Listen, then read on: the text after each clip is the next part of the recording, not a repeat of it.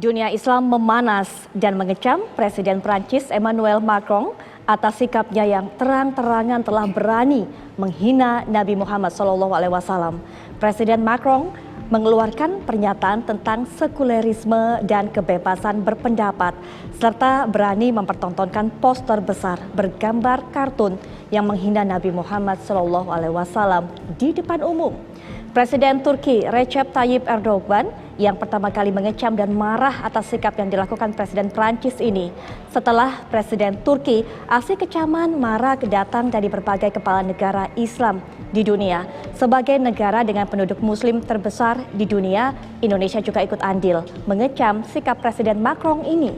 Apakah kecaman berbagai negara Islam di dunia pada Presiden Macron ini akan menghentikan tindakannya yang telah menghina Nabi Muhammad SAW?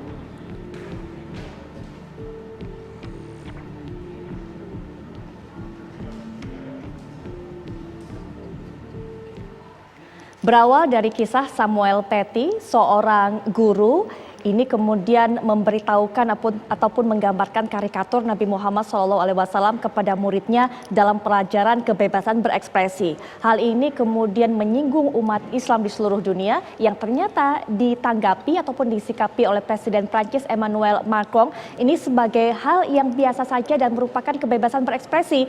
Kemudian ternyata setelah kita tahu pada 16 Oktober Samuel Paty dibunuh, Emmanuel Macron kembali lagi mengeluarkan pernyataan yang menyinggung umat muslim di dunia, di mana kemudian Islam ini dikaitkan dengan terorisme. Untuk bisa membahas hal ini sudah hadir bersama saya Pak Kiai Haji Khalil Nafis selaku Ketua Komisi Dakwah dan Pengembangan Masyarakat MUI. Assalamualaikum warahmatullahi wabarakatuh. Selamat malam Pak Kiai. Waalaikumsalam warahmatullahi wabarakatuh. Selamat malam Mbak Putri. Sehat Pak Kiai? Alhamdulillah. Baik, dan juga kita akan berbincang-bincang dengan narasumber lainnya yang sudah bergabung dari Bandung, Bapak Teguh Reza Syah selaku pengamat hubungan internasional. Assalamualaikum warahmatullahi wabarakatuh. Selamat malam Pak Reza Syah. Baik, dan juga ini kami menduetkan kakak beradik ini, Bapak Teguh Faisal Syah, ini merupakan Dirjen dari Kementerian Luar Negeri. Assalamualaikum warahmatullahi wabarakatuh. Selamat malam Pak Faisal Syah. Waalaikumsalam, selamat malam. Baik, sebelum nanti kita akan minta pandangan dari pengamat hubungan internasional Pak Reza Syah dan juga bagaimana ini sikap yang dikeluarkan ataupun ditunjukkan oleh pemerintah Indonesia. Pak Kiai mungkin juga bisa cerita sebenarnya berawal dari hal tersebut saat seorang guru memberikan ataupun menunjukkan karikatur Nabi Muhammad SAW kepada muridnya. Ini bukan merupakan kebebasan berekspresi, tapi itulah yang diungkapkan oleh Presiden Prancis. Iya, sebenarnya di Perancis itu bukan hanya sekali ya. Sebelumnya juga ada karikatur. Betul. Di satire Charlie Hebdo itu. Charlie Hebdo, betul. Juga ada, dan juga seakan-akan mereka menganggap biasa dengan cara menghina agama atau orang yang dimuliakan di agama tertentu atau di agama Islam khususnya ya. Dan mereka menganggap biasa dan menganggap bagian dari kebebasan berpendapat. Menurut saya mereka yang mengusung tentang kebebasan itu tidak mengerti tentang kebebasan itu sendiri. Kebebasan seseorang itu dibatasi dengan kebebasan orang lain. Tidak ada kebebasan mutlak. Oleh karena itu, seperti apapun kebebasan itu tidak boleh menyinggung apalagi merendahkan martabat orang lain. Maka ketika yang dicaci Nabi Muhammad itu tidak akan mengurangi terhadap kemuliaannya, tetapi malah akan menjadi malapetaka. Yeah. Nah, oleh karena itu menurut saya sikap protes dari Indonesia itu kurang. Okay. Perlu ditambah lagi adalah dengan boykot.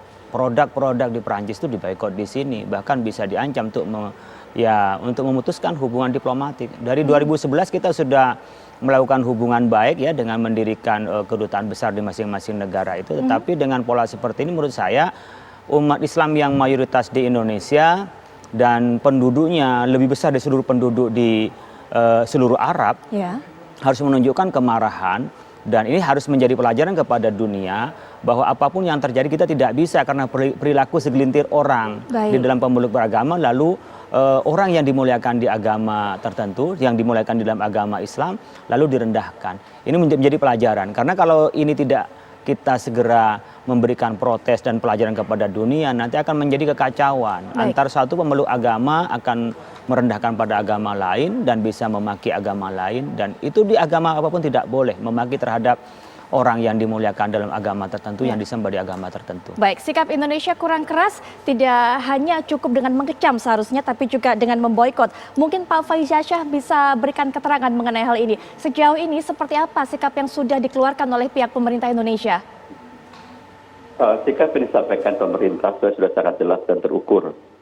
Selain kita menyampaikan posisi Indonesia melalui kedutaan besar, dengan memanggil duta besarnya ke Kementerian Luar Negeri, Menteri Luar Negeri juga telah menginstruksikan duta besar kita di Paris untuk segera juga menyampaikan nota diplomatik yang menyampaikan posisi Indonesia, dan secara khusus juga dilakukan pendekatan pertemuan langsung dengan pejabat tinggi di lingkungan Kementerian Luar Negeri Prancis untuk menyampaikan posisi Indonesia dan menggarisbawahi bahwa hal-hal yang disampaikan oleh Presiden Macron yang bersifat menghina agama Islam tentunya akan melukai perasaan umat Islam di seluruh dunia, dan dalam hal ini khususnya di Indonesia. Kemudian sikap yang ditunjukkan oleh pihak perwakilan dari pemerintahan Prancis yang sudah diajak berbicara dengan Kementerian Luar Negeri seperti apa Pak sejauh ini? Saya tidak sebenarnya berkeinginan untuk menyampaikan apa yang disampaikan atau posisi apa yang disampaikan oleh wakil Prancis di Indonesia atau duta besarnya, karena akan lebih tepat lagi bila yang bersangkutan menyampaikan sendiri. Namun pada intinya menyampaikan konteks dari penyampaian pernyataan dari Presiden Macron, dan juga mengkonfirmasi akan menyampaikan posisi yang kita sampaikan tersebut ke pemerintahnya di Paris. Baik, Pak Faizasyah, menanggapi apa yang disampaikan oleh Pak Kiai Khalil Nafis ini rasanya bisa mewakili suara dari kaum muslim juga. Menanggapi keinginan bahwa ingin memboikot produk-produk Prancis seperti apa Pak?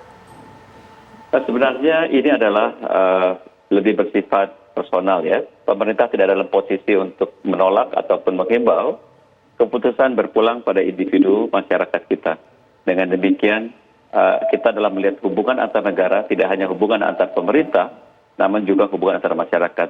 Dalam hal ini tentunya masyarakat kita memiliki kebebasan bersikap untuk memilih dari berbagai pilihan, katakanlah kalau kita berbicara mengenai produk. Namun dari sisi pemerintah, kepentingan bilateral antara kedua negara tentunya sangat multispektrum, apakah dari aspek hubungan politik, ekonomi, sosial, budaya, dan lain-lain. Baik, artinya Pak Faizasyah hingga hari ini, detik ini sikap pemerintah hanya sebatas mengecam begitu ya Pak? Masalah memboikot produk itu menjadi pilihan individu masing-masing, begitu Pak Faizasyah? Sebenarnya tidak hanya mengecam, tapi juga kita mengingatkan tanggung jawab Perancis sebagai negara besar, negara anggota Dewan Keamanan PBB, yang juga memiliki tanggung jawab sebagai negara besar untuk menjaga keamanan internasional, mengedepankan nilai-nilai toleransi, dan juga menghormati apa yang menjadi nilai-nilai sakral dari satu agama atau agama apapun di dunia ini. Baik, saya klarifikasi kembali, tidak mengecam tapi mengingatkan, itu yang lebih tepat, begitu Pak Faizasyah ya? Mengecam pernyataan, namun kita juga menyampaikan dalam kita mengecam, kita juga menyampaikan beberapa catatan atau hal-hal yang jadi tanggung jawab Prancis sebagai negara besar. Dengan demikian kita berbicara mengenai statement dari presidennya, tapi kita juga mengingatkan apa yang menjadi tanggung jawab dari satu negara yang menjadi anggota tetap dari Keamanan PBB. Baik Pak Faizasyah, nanti Pak Kiai bisa berikan tanggapan mengenai hal ini, tapi kita juga ingin dengarkan bagaimana pendapat dari Pak Reza Shah. Pak Reza, ini bagaimana melihat, karena seakan-akan tidak belajar dari kejadian yang sudah pernah ada 5 tahun lalu kalau saya tidak salah, insiden Charlie Hebdo ini. Kemudian saat ini Presiden Emmanuel Macron kembali lagi mengeluarkan pernyataan yang begitu melukai hati umat Islam. Silakan Pak Reza. Seorang pemimpin ya, pada saat itu ada posisi akan lebih gawat lagi kalau lingkungan sekitarnya tidak pernah mengingatkan beliau. Jadi saya khawatir ada masalah dalam komunikasi publik Macron dengan masyarakat Islam yang ada di Prancis dan juga masyarakat Islam yang ada di sini. Karena secara teori Perancis kan negara besar, tadi dikatakan oleh Pak Presiden, negara anggota tetap dan punya sejarah yang luar biasa dengan Islam. Baik. Perancis pernah menguasai Asia Tenggara, Timur Tengah, Afrika, bahkan hingga Pasifik Selatan.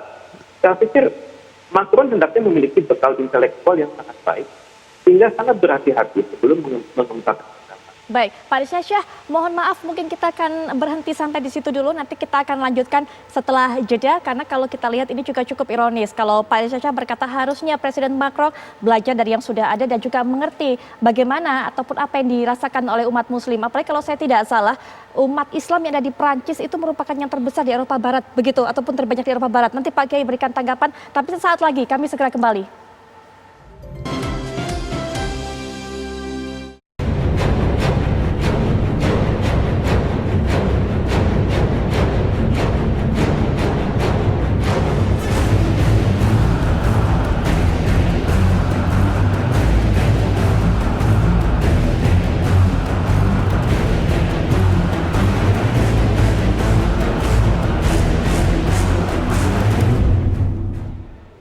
Dan pemirsa, ada kembali menyaksikan Apa Kabar Indonesia Malam. Kita akan lanjutkan kembali perbincangan kita. Pak Risha, kita lanjutkan tadi keterangan yang Anda sampaikan karena terus terang saja tadi sebelum jeda sempat ada kendala sehingga kami tidak mendapatkan dan juga mendengar secara utuh keterangan dari Pak Reza. Silakan Pak Reza. Kami hanya mendengar tadi bahwa tidak ada komunikasi yang berjalan baik di pemerintahan Presiden Emmanuel Macron. Silakan Pak. Baik, saya bisa bayangkan Macron sedang stres ya karena menjelang pemilihan umum. Kemudian ratingnya akan sangat ditentukan bagaimana kata media.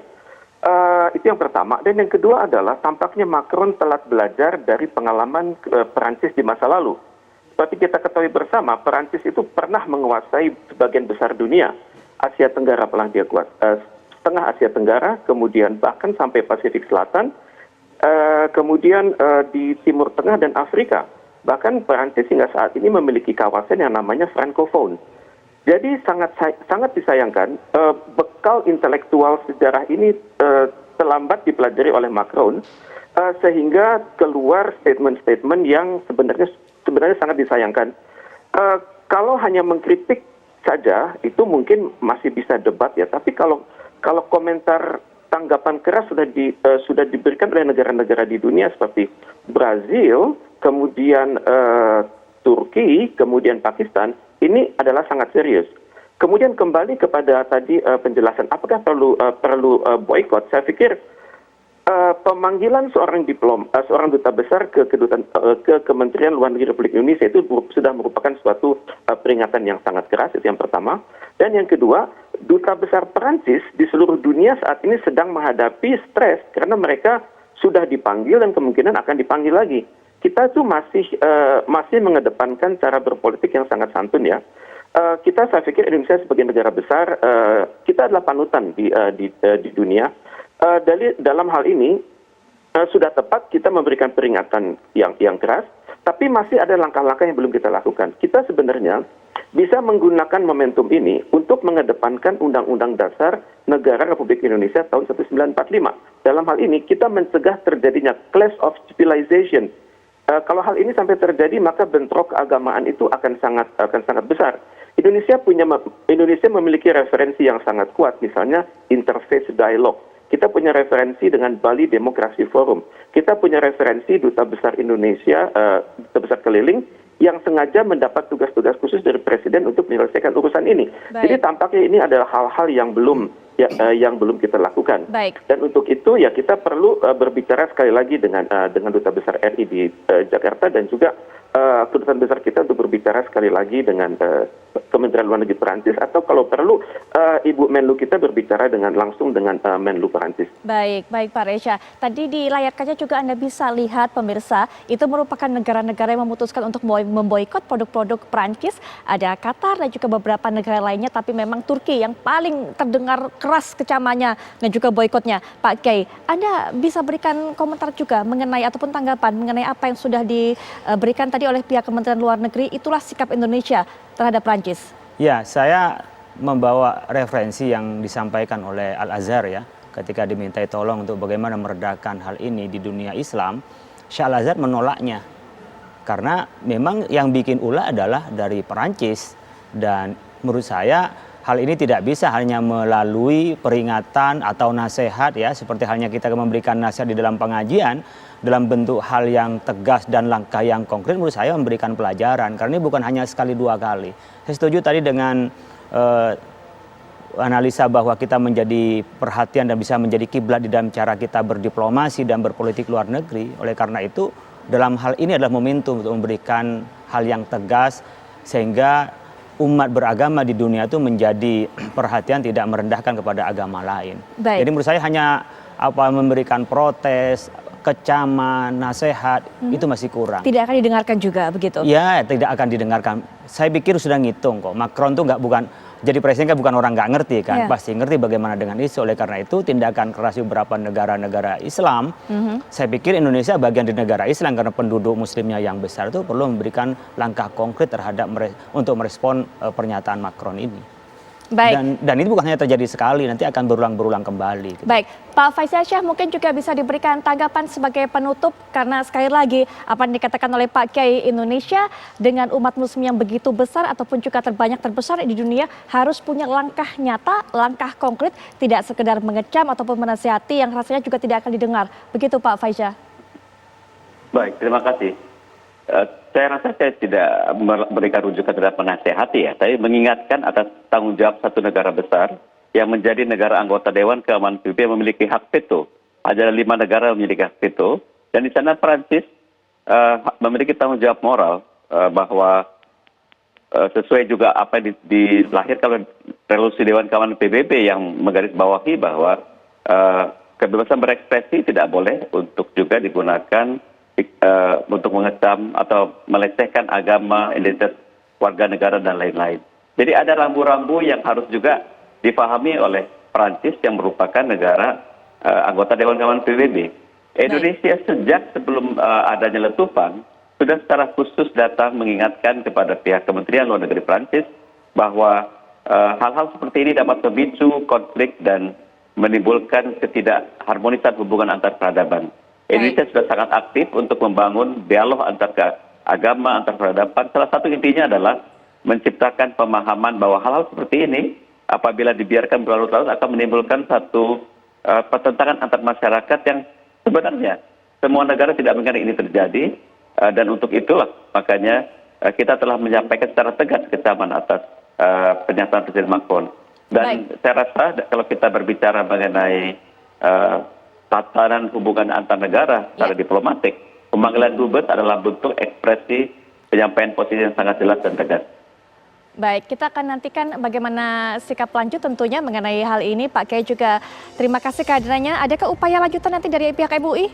Ya, kami kan dari masyarakat tentu mengingatkan kepada orang banyak dan juga mengingatkan kepada kita semua bahwa umat Islam marah dan cara merefleksikan kemarahan itu ya tentu kita orang yang sudah tidak lagi senang kita jangan dibelilah produknya kan gitu. Baik. Terima kasih Pak Kiai Khalil Nafis sudah berkenan untuk datang. Pak Reza Syah, Pak Faisal Syah juga terima kasih sudah terlibat dalam perbincangan ini. Dan perbincangan ini sekaligus juga menutup jumpa kita di Apa Kabar Indonesia malam.